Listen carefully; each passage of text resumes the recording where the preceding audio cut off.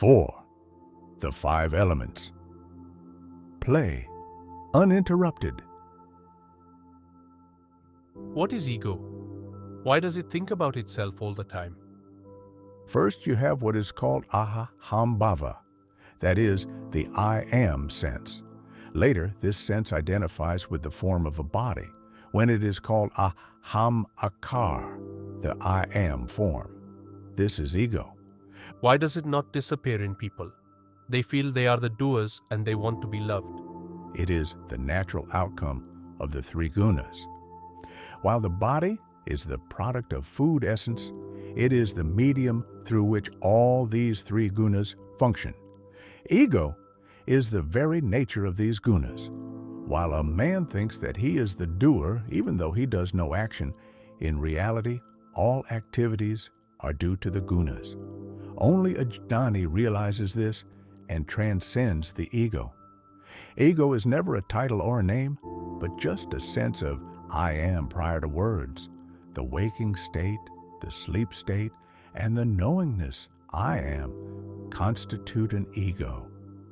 In the absence of these 3 states, what do you think you are? What would be the evidence for your existence? Could the ego not be due to thoughts?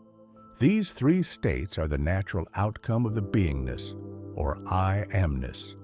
One who recognizes beingness transcends all the 3 gunas, namely sattva, consciousness, rajas, dynamic quality, and tamas, claiming doership. But for the manifestation of consciousness, a food body is absolutely necessary. Without such a body, there cannot be consciousness, the 3 gunas, nor even the 3 states, waking, sleep, and knowingness. Do you refer to consciousness as mental consciousness? M. Where does the mind come in when we talk about the 3 states? Without waking, deep sleep, and knowingness, where is the mind? You do not know you are without consciousness. Could it be then that thoughts appear in consciousness? Maharaj, pointing to the burning incense stick. Yes, when the incense stick burns, the fragrance will be there. What do you mean by birth?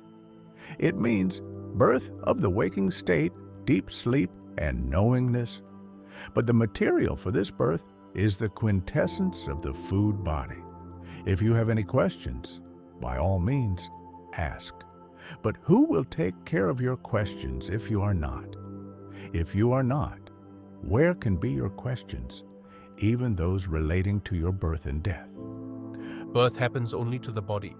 But when you refer to the body, is it not the quintessence of the food essence? What causes the ego to expand sometimes with age and with the deterioration of the body, as in paranoids? Ego seems to increase with age. But of what is ego? The product. Whatever experience you undergo, it is the product of beingness. And beingness is the outcome of food. From food is derived the body form, and from the body essence is derived the birth. What else do you want? With the appearance of beingness, the title of birth is given to you. That is, you are accused of having been born. With such replies, your questions and talk lose all significance. Now tell me, who is talking? Are you doing the talking, or is it the quality of beingness that is talking? There never is an I that is talking. You still do not grasp what I say. The seed of world experience is the beingness. Where is the I in all this? The talking is done by the beingness, but it is dependent upon the body essence, which is the product of food. When the food essence in the body loses its quality, beingness becomes weak and death is feared. A visitor mumbles something inaudible. Use any words you like, but express yourself. You have written books, but what information did you give in them?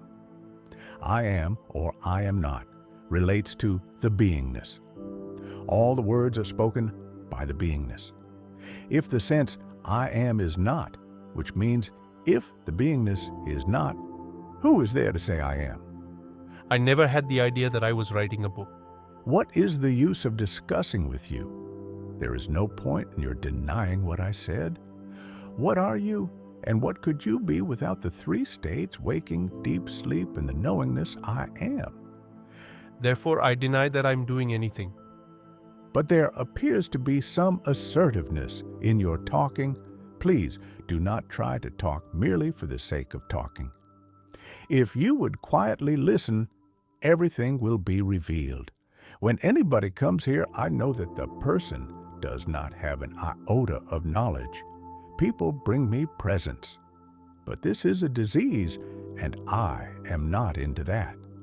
Similarly, in our life, physical and spiritual disciplines and rituals are prescribed, but I am ever out of these conditionings. This is absolutely clear to me. This Chinese carpet, said to be worth more than 4,000 rupees, has been presented to me, but I have no feelings about it at all. Similarly, I am not the least concerned with the so-called birth imposed on me. The birth relates to the three gunas, the three states, and the beingness, and I am not all that. I use the carpet, but I am not the carpet. In the same way I use the beingness. Persons visiting this place fall at my feet out of respect, but the respect is shown to the quality of beingness, and I am unapproachable. All this spiritual knowledge pertains to the realm of beingness, and it is bound to go like a guest. The question is, where, when, and how will you have the ultimate knowledge? Who has this ultimate knowledge? Nobody has the self-knowledge. The knowledge I am is not the absolute state. The beingness, comprising the three gunas, is given the godly titles of Brahma, Vishnu, and Mahesh. Brahma is the creator, Vishnu is the preserver, and Mahesh is the destroyer. And the combination of these three gods is worshipped by us when singing bhajans. But all these gods subside and go to rest in a self-realized sage termed as Jnanani. The state of a Jnanani transcends the sense of time and even the sublime emotions. That highest state is given the title of Parabrahman, Paramatman, etc. After reading spiritual books, people argue over their interpretation. But what is the point of such quarrels? All these talks go on in the realm of beingness, and you, the ultimate, are not the beingness. Yesterday, Maharaj asked me to meditate on when the beingness appeared. Questions could also be asked about the state after the appearance of beingness, such as why, when, how, and so forth. Yes, these questions can only be asked after the beingness appears. And the beingness will remain so long as the food essence is available. Why and when does a person die? When the food essence is not supplied, function of the body ceases and the indwelling beingness disappears. This is called death. But who did die? One object died. But who says this? Can it be the one who died? If not, who says it? You can see it from day to day, that this beingness appears and disappears. Something else must be there. The ultimate seer cannot see by seeing, but without seeing, the seer sees. But that ultimate seer does not belong to the realm of beingness. It appears to me that seeing itself is seen.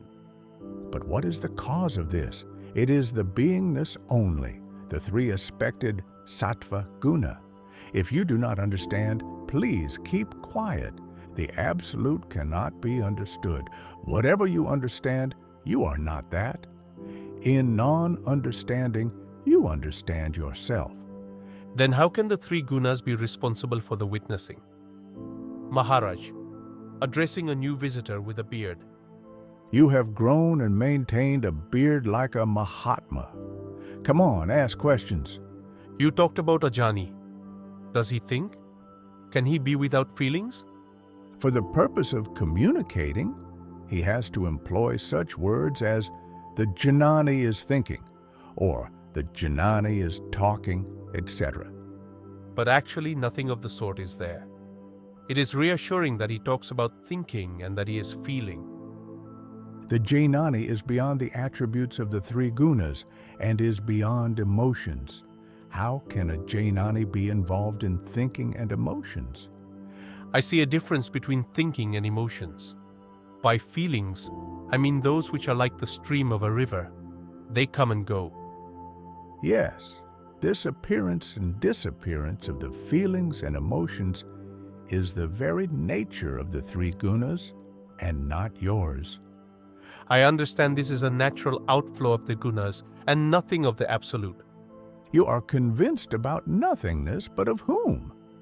Are you convinced that a Jnanani is nothing, or the knowledge I am is nothing?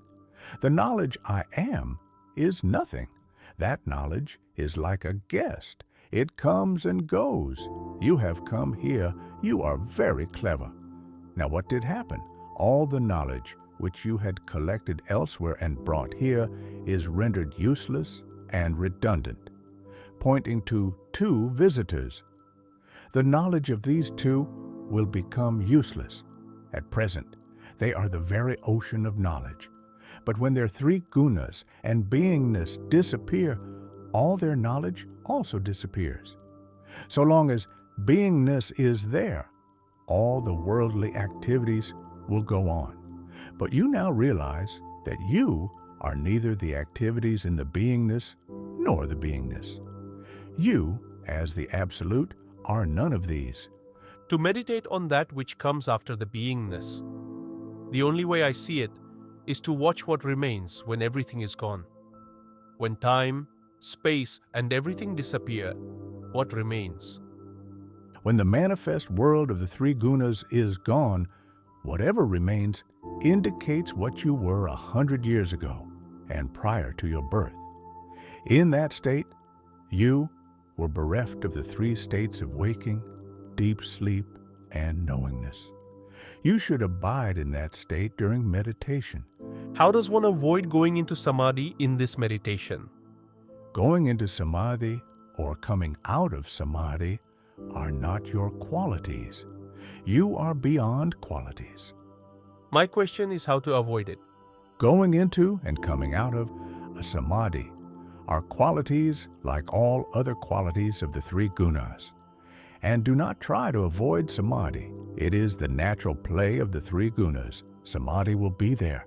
But you, the Absolute, are not in the Samadhi. I used to have these tendencies, so my guru forbade me meditation and observation. But could you tell me how and where you were introduced to the knowledge you are? Did your guru tell you that? Where and how did the union of the beingness and the Absolute take place? The question never did arise. One ignorant person can tell another ignorant person anything. But that one who recognizes what the ignorance is should be considered as the knower, the Jnanani. Many people presume themselves to be Jnanis, but they are ignorant only. One person says, I am knowledgeable. Another says, I know. But both are ignorant. The waking state is followed by deep sleep, and deep sleep is followed by the waking state, and so on goes the cycle. This cycle constitutes the beingness. You must be very alert, as at a time when someone aims a rifle at you and you are trying to avoid the bullet. It is not child's play to see through the ignorance. I will try.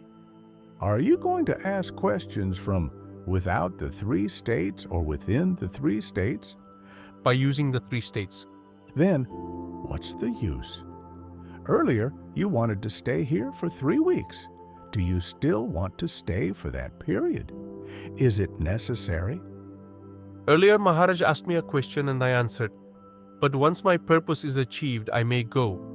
Is there anything left that you have not accomplished? And what do you mean by purpose?